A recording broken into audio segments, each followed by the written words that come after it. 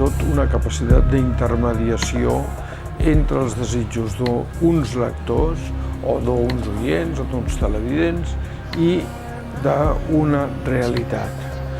Esclar, això suposa que el periodista ha de conèixer la realitat i ha de saber a on trobarà les respostes a aquelles preguntes que els lectors es plantegen i que no saben on anar-los a buscar i que, obtingudes les respostes, les donarà d'una manera prou clara com perquè els oients les entenguin.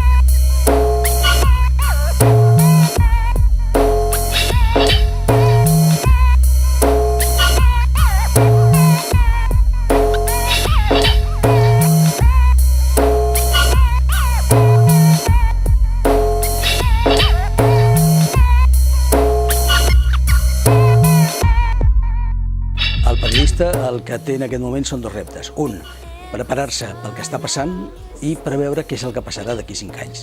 El que està passant en aquests moments és que tot s'està generant al voltant del sistema digital, tant la imatge com el text, imatge fixa, fotografia o imatge en moviment.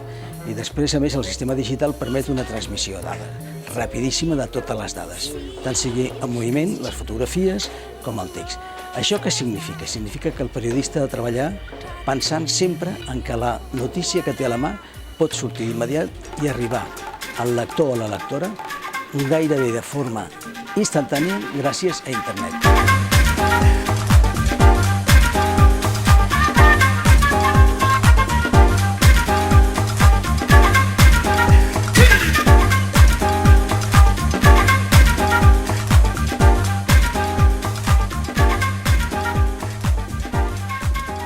La concepció, la filosofia del viatge d'aquest curs d'aproximació als mitjans de comunicació local és aquesta, el coneixement in situ, l'aprenentatge in situ d'aquest periodisme tan potent o més, en segons quines realitats comarcals, que no pas altres tipus de periodisme d'àmbit estatal, d'àmbit internacional.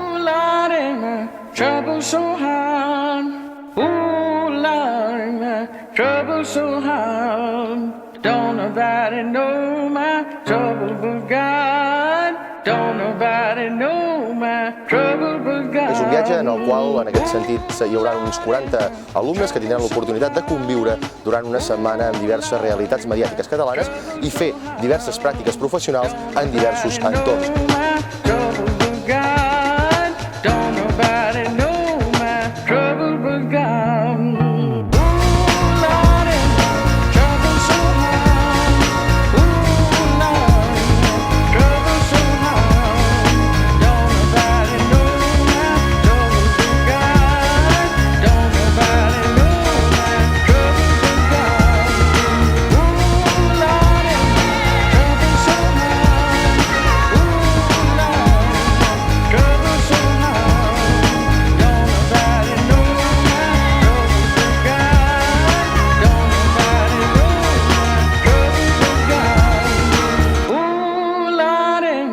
Trouble so hard, ooh Lord, my trouble so hard. Don't nobody know my trouble but God. Don't nobody know my trouble but God.